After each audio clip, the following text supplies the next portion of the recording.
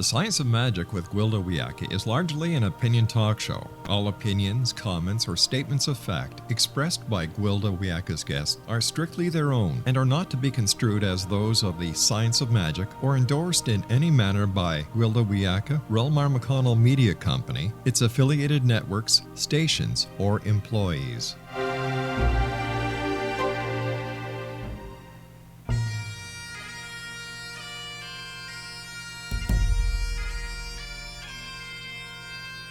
Welcome to the Science of Magic with Gwilda Wiyaka, a program dedicated to uncovering the unified nature of reality and humanity's ever-evolving place as truly galactic beings.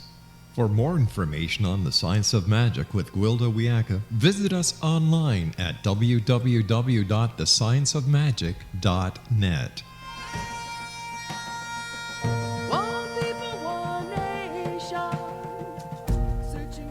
Welcome to the Science of Magic, a place where science and magic come together to transform fact into evolving truth. We can be found on our website, www.thescienceofmagic.net. I'm your host, Gwilda Wiyaka. This hour we'll be exploring I'll Never Be the Same. It's a sad fact that trauma is unavoidable in this physical world. From childhood bumps and bruises to the horror of child abuse, no one grows up totally unscathed. Even a well-meaning but overprotective parent can create trauma through rigid control of their children. The anatomy of trauma is complex. Trauma can originate at any level of our being, physical, emotional, mental, or spiritual. While at first glance it may appear that physical trauma should disappear once the physical damage has healed, it's not so simple. Trauma can be initiated at any level, but it also impacts all four levels regardless of origin. To fully recover, we must treat all four. In a simplistic example, a small child is playing in the backyard under the watchful eye of a doting parent. She knows mom's right there and thus feels safe to explore the fascinating environment. A brightly colored bumblebee lands on a dandelion in front of the child where she sits in the grass. Intrigued, the child plucks the bee off the flower to examine it more closely. Fearing for its life, the bee naturally stings the child to secure its release. Child cries, mom comforts the child and treats the sting. No allergic reaction follows and the child settles down to play again. So all is well, right? Wrong. On the physical level, the body remembers the trauma long after it's healed. In the future, the sight of a bumblebee will trigger an adrenal fear response. Bee senses the fear, registers it as aggression, and is triggered into stinging. On the emotional level, simply seeing the color yellow may trigger avoidance. This is the origin of many phobias. On the mental level, the traumatic event may be compartmentalized to reduce the trauma, leaving the child with no memory of the incident. A reframing also takes place. What the child used to see as safe, the backyard with her mother watching over her, is now considered dangerous and untrustworthy. On the spiritual or quantum level, the child has disconnected from the frequency of safety. This creates a polarity reversal in the push-pull of her personal field. The frequency of safety generates safety, while the frequency of danger creates danger. This is a spiritual illness referred to as soul loss in shamanic practices. It is fascinating how specifically polarity reversal expresses in a person's life. In this particular scenario, it could result in someone who is stung by bees well more than the average person. They would be prone to mishap no matter how carefully guarded by the parent. They would lose their trust of nature and not feel safe in their own backyard. Due to mental compartmentalization, they'd have no memory of the event. They must thus decide that this is just the way life is. Yellow is an ugly color, the world is not safe, and they're accident-prone, and they cannot trust anyone to protect them. Life would go on, but they would never be the same. This is the complex anatomy of post-traumatic stress disorder, or PTSD. Indigenous people understood trauma is unavoidable and treated it on all four levels as soon as possible. The wisdom behind this practice is that trauma begets trauma. The longer we carry the damage, the more we become re-injured by drawing in the same or similar events. Soon it snowballs, and if the trauma was severe, we're eventually so impaired our life becomes dysfunctional. In indigenous cultures, shamans were available to treat spiritual illness as well as the physical, emotional, and mental components. Modern culture has been without shamanic healing for generations, and our modalities have become extremely compartmentalized. The doctor treats the physical. If the emotional upset continues, a therapist is recommended. On the mental level, an informed person might know to seek out a hypnotherapist or an EMDR specialist to help with decompartmentalization and reframing. However, the quantum level will likely remain untreated, and the same patterns will persist, causing further damage. Our guest this hour, Michele Rosenthal, is an award-winning PTSD blogger, best-selling and author, a nominated author, founder of HealMyPTSD.com. A former faculty member of a clinical development institute, Michele is also a trauma survivor who struggled with PTSD for over 25 years. She launched a successful healing rampage and has been free of PTSD symptoms for almost a decade. Her most recent book is Heal Your PTSD, Dynamic Strategies That Work. I'll introduce Michele, and together we'll explore the magic and the science of recovering from trauma. You're listening to The Science of Magic. Prior innovative episodes can always be found on our website, www.thescienceofmat.net. Don't go away. We'll be right back.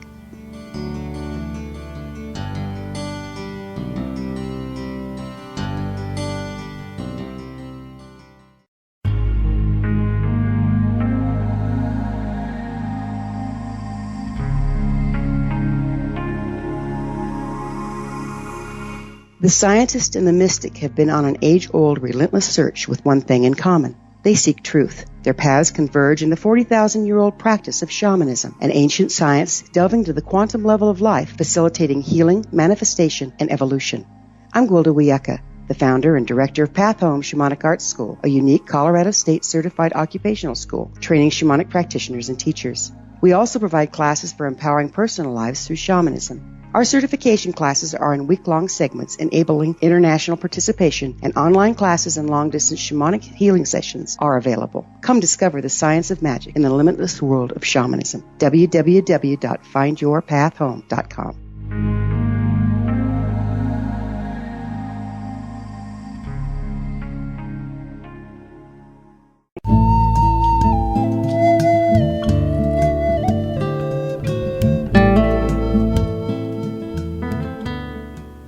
Welcome back. This is The Science of Magic, dedicated to unification and evolution of consciousness. I'm your host, Gwilda Wiyaka.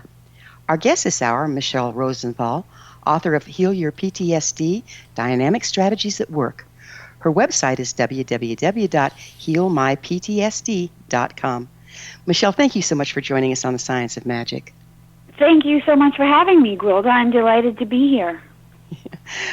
You struggled with PTSD for over 25 years. What triggered your PTSD experience?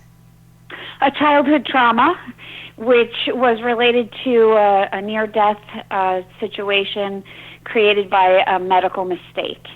And I was in the hospital for a month, and when I came out of there, I'd had this literally a near-death experience and gone out of my body and come back and survived a really horrific weeks on end in the hospital. An allergic reaction essentially turned me into a full-body burn victim.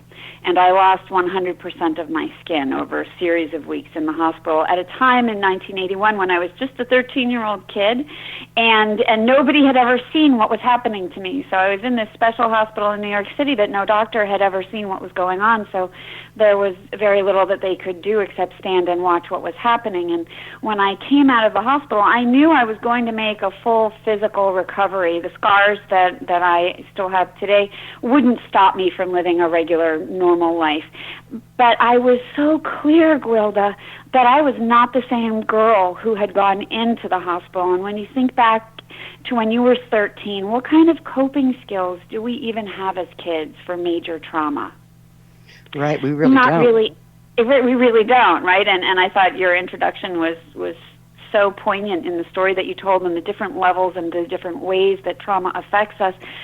So much because as kids, we don't have a way to process. We don't even know who we are, so we don't have any philosophies or beliefs for how to take in a huge trauma that creates that lack of safety, that instills that deep fear, and then what do we do after that? And at the time, in 1981, post-traumatic stress disorder was only a year old in terms of being a clinical diagnostic entity, and it was only being applied to veterans coming home from Vietnam. Literally, it originated, it's a concept that goes back for millennia, but the actual diagnostic entity was created out of the support groups of Vietnam survivors.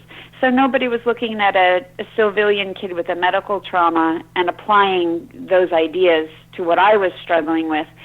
So I went undiagnosed for a very long time, and as I'm sure you've seen with other people, when we survive trauma, we put in place belief systems and coping mechanisms so that we can continue to move forward in life. But they're not all healthy, and they certainly don't all create a good lifestyle. Yeah, and they tend to go on default, and we never re-examine them because we're compartmentalized, and without help, you're definitely, you've taken stuff offline that used to be used for something in your life that was productive to create these defense mechanisms to protect you from your fears. Is that what you're talking about? Absolutely. And you're so right. I mean, that you've used the word that I so often use. You live by default. You don't initiate or choose anything. Everything is a reaction versus a response to what's happening, and you just deal with everything as if it's incoming because you feel so powerless. Essentially, post-traumatic stress disorder and a lot of post-trauma reactions are at their core a sense of helpless, powerless vulnerability. And until you heal that core sensation, it's very hard to change any of the other coping mechanisms that you put in place. Right. Do you believe we all have PTSD to one degree or another, Michele? No, I don't. So just people that have had a severe trauma. Well, and not everybody. Let's put it into perspective with some statistics. Essentially, up to 80% of all adults will have some kind of major trauma in their lifetime, but only 20% of those will end up with post-traumatic stress disorder. PTSD literally has 4 specific criteria. Outside of those criteria, we're all affected by trauma. So if that's what you're saying, absolutely, there's no life that's not touched by trauma, and we all respond to it in varying ways. But PTSD is a very specific psychological, neurophysiological response that interferes with a person's ability to live. I'll just put it in that basic terminology. And that's not the process that a lot of people have in response to trauma. Someone was just telling me a statistic out of Israel, which lives in a very high stress, war-ridden state, and I think they have like a 1% PTSD rate. So it's very interesting from a cultural perspective. In the United States, up to 40% of our military is coming back from the Middle East with PTSD. What's the difference between the cultures, between the way we're raised, between our entire process of looking at mental health in the American military system, for example? There's a big stigma against mental health.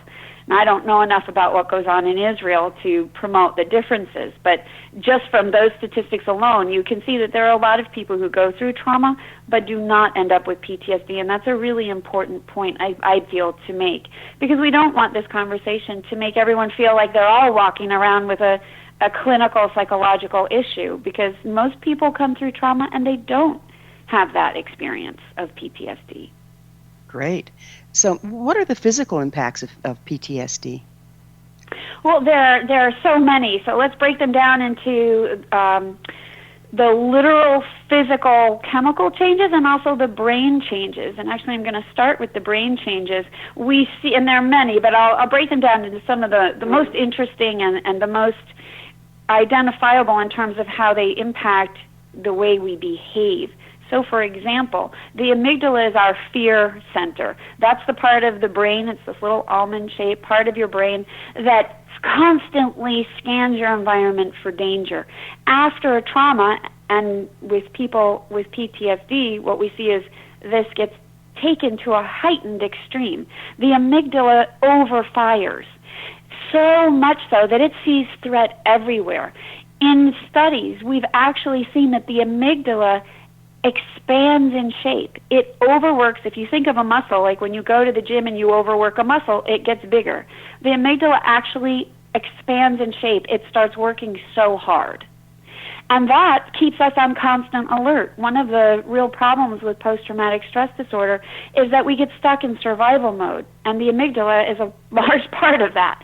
You survive because you notice threat, but the part of the problem is we get stuck in this survival loop. The brain never recognizes the trauma is over, and I can relax. We naturally go into rest and repair versus activated response constantly. It's a symbiotic back and forth relationship that our body naturally knows how to do. With post-traumatic stress disorder, we get stuck in this activated response mode, and the amygdala continues to overfire, and it becomes a sort of feedback loop. We can't relax and come down because the amygdala keeps going. Conversely, a part of the reason that happens is the hippocampus, a part of the brain that is, its whole job is to consolidate and process memory. Literally, it is the taskmaster for moving short-term memory into long-term storage. That small action is the difference between feeling like something's happening right now and something happened 5 years ago. When that hippocampus is hijacked by trauma, literally, with trauma we see an increase in hormones that are related to stress. So, for example, cortisol shoots up. High cortisol interrupts how the hippocampus functions, and when it can't fully function, then it's not consolidating those memories, which means we come through a trauma and we still feel like it's happening now. And that can be a full conscious response or even a subconscious constant fear and feeling of danger. So with those two basic changes happening in the brain, what happens is we shift into this lifestyle of constant survival mode. First of all, it's exhausting and fatiguing. A lot of PTSD survivors experience adrenal fatigue because we are just so constantly revved up all the time. All of that creates a psychological response of darkness, despair, nightmares that happen which make you exhausted. These things all pull together and can cause literal physical aches and pains, things like chronic fatigue and fibromyalgia. So I'll stop there. You ask one question, you get all of these different answers, but I wanted to sort of just position this as how physical this psychological response to trauma actually becomes, and how the psychological response is so intertwined with the neurophysiological response. So it's both of them together create an ultimate change in lifestyle, both from how we approach living, but also how we physically experience it.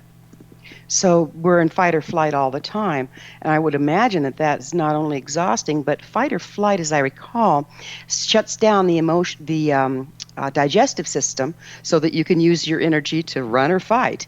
So do you see also digestive disorders coming from this?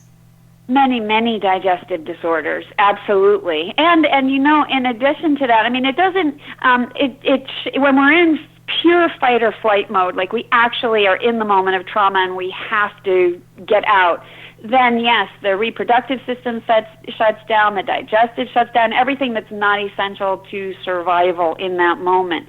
What we see later is that there's an enormous gut sensitivity. A lot of survivors often have an upset stomach, they have trouble digesting things, and I think a lot of that has to do with fight or flight, in addition to the whole idea of, you know, your gut is connected to your emotional brain.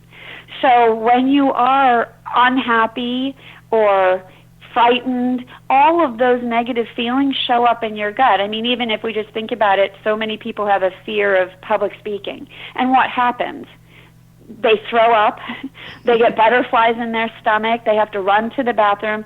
So even before PTSD, we have so many examples of how the emotional brain impacts the digestive system. And then you're right, Gwilda, you add PTSD to that, and it can really extend those effects. Well, we're going to have to take a short break. This is absolutely fascinating. On the other side of our break, we'll come and talk about what we can do if we find ourselves in this condition. We'll return to our discussion after this short break. You're listening to The Science of Magic. I'm your host, Gwilda Wiyaka. Do you want to hear more?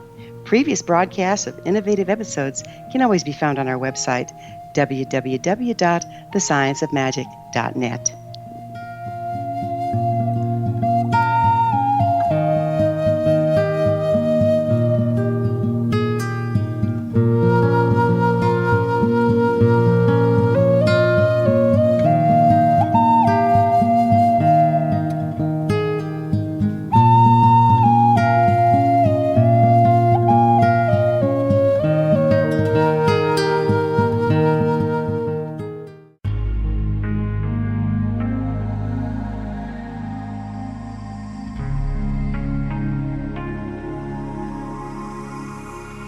The scientist and the mystic have been on an age-old, relentless search with one thing in common. They seek truth. Their paths converge in the 40,000-year-old practice of shamanism, an ancient science delving to the quantum level of life, facilitating healing, manifestation, and evolution. I'm Gwilda Wiyaka, the founder and director of Path Home Shamanic Arts School, a unique Colorado State certified occupational school training shamanic practitioners and teachers. We also provide classes for empowering personal lives through shamanism. Our certification classes are in week-long segments enabling international participation, and online classes and long-distance shamanic healing sessions are available. Come discover the science of magic in the limitless world of shamanism. www.findyourpathhome.com.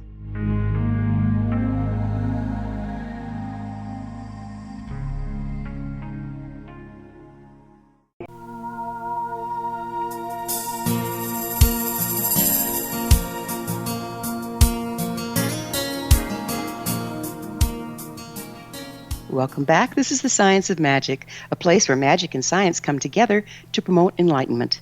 Visit us online at www.thescienceofmagic.net. I'm your host, Gwilda Wiyaka. Our guest this hour is Michele Rosenthal, author of Heal Your PTSD, Dynamic Strategies That Work. Her website is www.healmyptsd.com. Michele, would you mind sharing with the listeners, it occurs to me that a lot of us could have been in PTSD for a lot of years and not really recognized it. Can you share with our listeners how they can tell if indeed that's what they're dealing with? Oh, definitely, and that's a great point. I think the media has done a lot now to help us all understand that PTSD exists, and if someone's starting to think, I had a trauma and I've never been the same, there are very specific ways to start getting yourself on the right discovery track. So number one, the Heal My PTSD website actually has a self-test.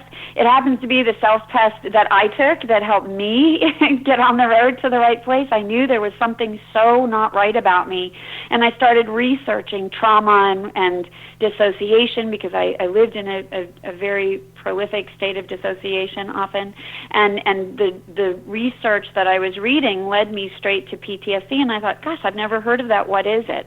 And I took this self-test, and we can't self-diagnose PTSD, but what this self-test does, and it can be found at healmyptsd.com/do I have PTSD, and there are you can just hit up the website and navigate to there. It's under PTSD info. But what's great about the test is it's designed based on the criteria for diagnosing PTSD. So it's 22 questions, and you can sort of assess yourself, and there's a score, a scoring explanation at the bottom of the test. And when you look at those 22 questions and see where you score, then you can say, okay, I really need to reach out. Like, for example, I took it to the therapist that I was working with, and I said, hey, let's take a look at this. What is this? And it actually prompted me to go find a trauma therapist, because I needed somebody who really understood trauma and what PTSD was, and that's how I eventually got my diagnosis. So I think the best thing to do is to start there and to start with some research about PTSD and what it is and what it looks like, so that you can start saying, well, yes, this describes me completely, and thank goodness, because now I know what the problem is. I can go find the solution. Or you can say, I have some of these experiences and some of these symptoms, but I'm not really PTSD. That's perfectly terrific too, because that lets you know, okay, you need some guidance to help resolve those issues, but it's not a full-fledged PTSD issue. So either way, I think the beauty of information in a self-test is that you get clarity on where you are, which helps you figure out what to do. That's beautiful, because, so many people are suffering from these symptoms, and there are all these seemingly odd physical symptoms, but once we put it into the framework of, oh, I'm in fight or flight all the time, then we have something to work with. I've also noticed reoccurring negative patterns presenting in a person's life. For example, people suffering from PTSD due to abusive relationships, then they continually find themselves in abusive relationships. Have you noticed this? And if so, what do you recommend to overcome it? I do notice that. I even saw that in myself. I was constantly putting myself in situations that caused me more medical trauma. It was ridiculous. And, Gwilda, it's such a great point that you're making, because I didn't notice what I was doing. I was always in more emergency medical situations, and I didn't even put it together until so much later. Holy cow, I keep creating more and more of these situations that are not as disastrous as my original trauma, but it's the same theme over and over. And I think a lot of us unconsciously do that. Living after a trauma, I'm trying to think of the best way to describe it, because it's such an unconscious thing that we do. But in my experience, in my own recovery, and also with the many survivors that I've worked with, trauma becomes familiar. So this is one reason, I think, why that happens. Trauma becomes the thing that we know, and so we keep creating what feels familiar to us. So I think that's one reason. I think another reason is that we are living so much by default that we are not consciously making choices to change the way we live. So we keep accepting the wrong people or the wrong behavior, or in my case, mismanaging our health, because we just simply don't engage with the process of making change, because it's taking all of our energy, all of our capability, just to get up and make it through the day. There's nothing else that we can do.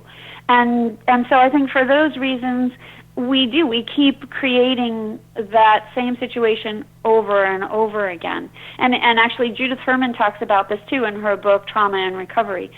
So it's documented that we all do that, and I think we all do it for different reasons, but it's a very common occurrence. It is, and it's actually burnt pathways in the brain. You do the same thing in the same way, and pretty soon that becomes your default setting. How would you suggest people stop themselves before rerunning that loop?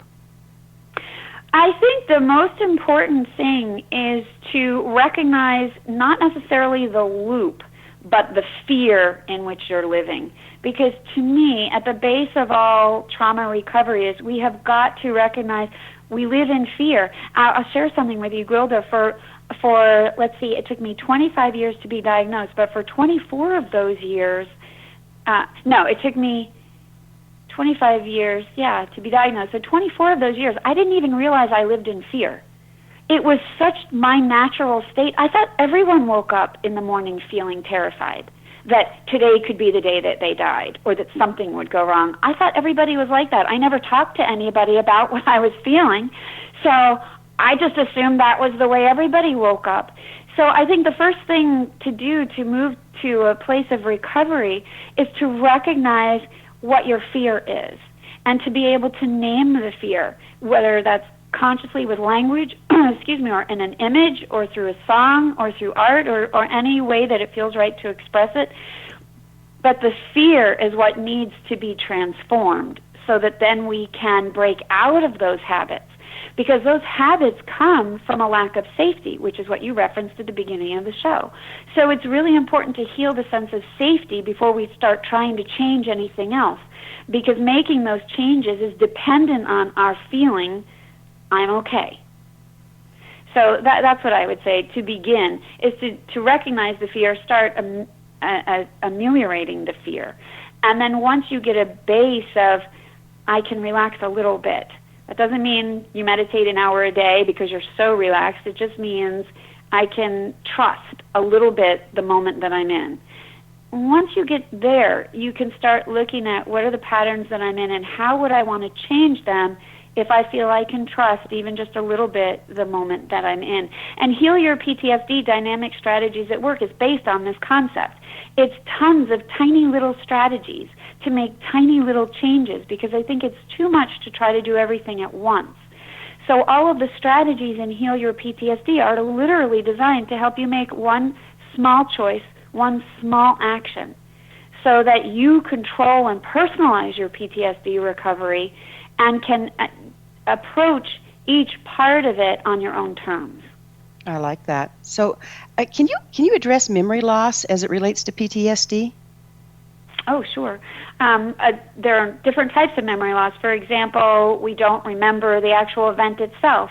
The psyche is a phenomenal thing, and it will literally shut down and blank you out if there are moments it feels will overwhelm you. So one kind of memory loss is we just flat out don't remember the event at all. Other types of memory loss, short-term memory loss, which occurs for a lot of people. The brain is overstressed. We lack sleep. There are a slew of different reasons, but a lot of short-term memory loss happens for many PTSD survivors, which is also, another sidebar to that is a very difficult challenge in terms of concentration and focus. The brain isn't working optimally, and so memory loss happens frequently and is very frustrating. I know for myself, I had a really hard time studying in college. I couldn't remember anything that I read, and I would literally have to reread a paragraph until I just started writing all my I literally would write the textbook out, because the only way I could try to remember something was if I wrote it and read it and wrote it and read it and wrote it and read it. Wow. So a lot of us deal with that, but there are ways to manage it. We're going to have to take another break here. When we come back, we're going to talk about how does PTSD affect our family lives and our friends and our relationships. We'll be back on the flip side of this short break. You're listening to Science of Magic, the place where altruistic professionals of science and the esoteric create common ground for the betterment of our world. You can always listen to previous broadcasts on our website, www.thescienceofmagic.net.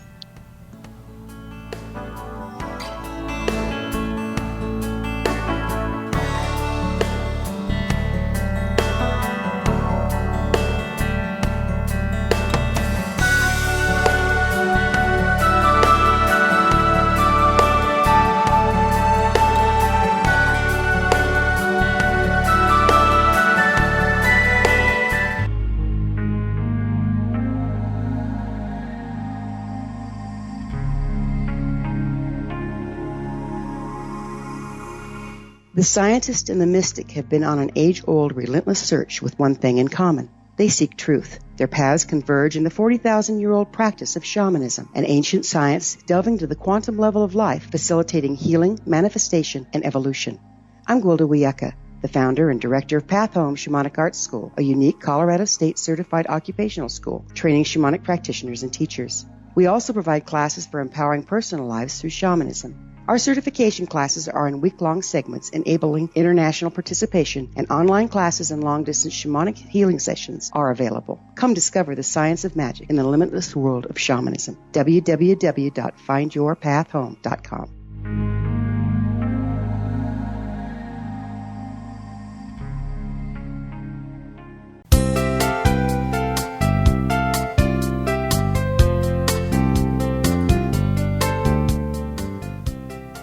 Welcome back. This is the Science of Magic, bringing together gifted people of service to the world. Our website is www.thescienceofmagic.net. I'm your host, Gwilda Wiyaka. Our guest this hour is Michele Rosenthal, author of Heal Your PTSD, Dynamic Strategies That Work. Her website is www.healmyptsd.com. Michele, before we went into the break, I promised everybody that we would talk about how do you love somebody with PTSD? What advice do you have for families? Oh, that's one of the toughest, most sticky problems. Let's start with, actually, I've thought about this so much and spoken about it so much that I designed an infographic about it. It's on the homepage of healmyptsd.com. It's called 10 Tips for How to Love Someone with PTSD, because this is one of the biggest problems that we have in the PTSD community. The strain that it puts on friendships, families, and relationships is enormous. With PTSD, we have aberrant behaviors. We are, well, for one thing, we isolate a lot, and so family, friends, and relationships don't have the emotional connection that they may have been used to or they want. And we also have a hard time with change and so many other factors of just regular everyday life. So it's very hard for people to relate to and connect with us. So some ways that can ease that process, the number one thing is for friends, families, and relationships to do their own research. It's very hard for a PTSD survivor to communicate. PTSD and trauma literally interrupt the left frontal portion of the brain, which is where your language center is, and so it can be very hard to connect emotion and language in a thought process that creates a speech pattern. So with friends and family and relationships, the more they do their own research about PTSD, the more they will be able to understand the behaviors that they're seeing in their PTSD survivor loved one.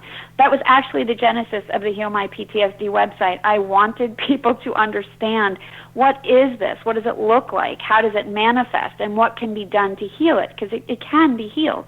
And so the Heal My PTSD website is an educational resource more than anything else. So number one, do your research. Number two, be helpful, be accepting, surrender to, this is the way my loved one is right now. How can I best still communicate with them?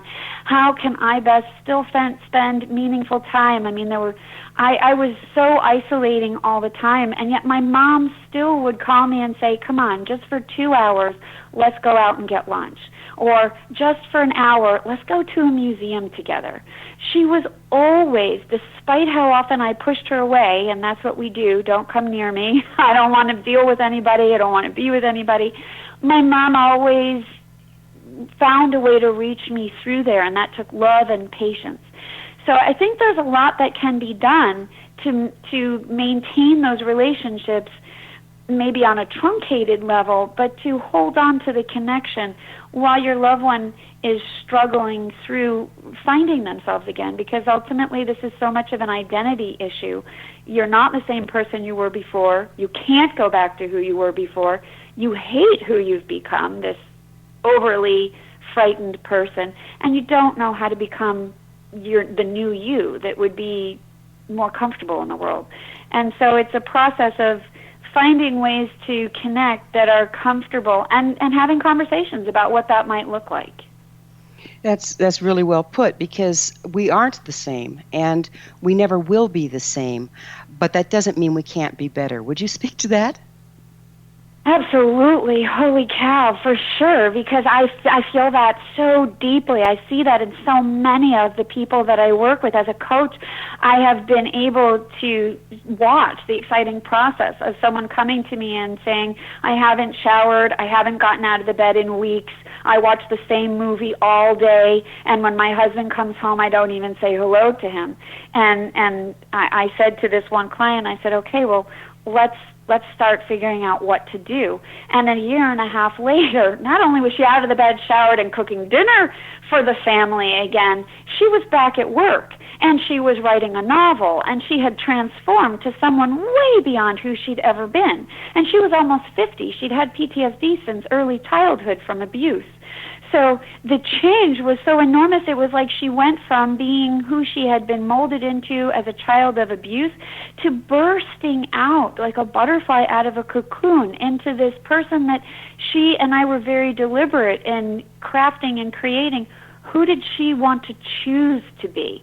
Because before trauma, we all are born and we are programmed between the ages of 0 and 7 by the experiences we have and the environment that we're in, and then we continue to grow and discover ourselves, but oftentimes not consciously. We grow and experience and discover things and move on. We don't usually take time to reflect. But PTSD recovery, it forces us to really think about, who do I want to be? What kind of person do I want to be in the world? And when you are forced to reflect on that, you can create someone so incredibly vibrant and capable and full of life, which is even better than you may have ever been had you not had a trauma and been forced to think about making really specific choices. You know, one of the shamanic precursors, in fact, some traditions actually create trauma to encourage the shamanic gift. But one of the precursors to having a shamanic gift is having a shattered life. Because once that life is shattered, we are open to receive all sorts of other kind of information. Creativity can come through. But the key is choosing, isn't it? Choosing to live your life in a different way. It is, and I think that's the biggest gift of trauma. Is if we had to say there's a gift, nobody wants to have a trauma, big T or little t trauma. Nobody wants that. It doesn't feel good, and in most cases, for those of us with PTSD, it's just downright terrifying, and it rips you to pieces. However, you're right. A shamanic or other gift that comes out of trauma is the idea that, oh, you've been offered a choice and the tools to make the choice. And now it's up to you. And as hard as trauma recovery is, which I think, honestly, Gwilda, healing PTSD was worse than enduring my original trauma. And it is a grueling process, made easier by some of the new, I healed a long time ago, so we didn't have access to all the new things that we have now, but when we move through that process, at whatever level of difficulty it is for us, because there's no one way to heal PTSD, everybody has to find what process works for them, and when we move through that, we have attained the gift of self-creation. No, I like that amazing. Concept a lot. Before we have to close, and we're getting close, Michele, would you mind telling our listeners where they can find your books? Oh, absolutely. Any Barnes & Noble, on or offline, and the healmyptsd.com website has links to Barnes & Noble, Amazon, Powell's, all the different booksellers online, and you can also just walk into your regular on-location bookstore that there are less and less of, but still are my favorite locations for book buying. And you can always join us at healmyptsd.com, and we even have a free Heal My PTSD forum that is open 24/7, and anyone is welcome to pop in there and ask a question or relate an experience and just get support, because it's very lonely. Having PTSD is very lonely and isolating, and you're really not alone. There's an enormous number of us. The PTSD population is in the millions, so you are always less alone than you feel. Michele, thank you so much for bringing your wisdom and your beautiful heart to the program. This has been The Science of Magic. Remember, you can always listen to past thought-provoking episodes on our website, www.thescienceofmagic.net. Our guest this hour has been Michele. Her website is www.healmyptsd.com. Sounds like a wonderful resource. Until next time, dear ones, may you be blessed with knowledge, comforted with love on your sacred path to wholeness.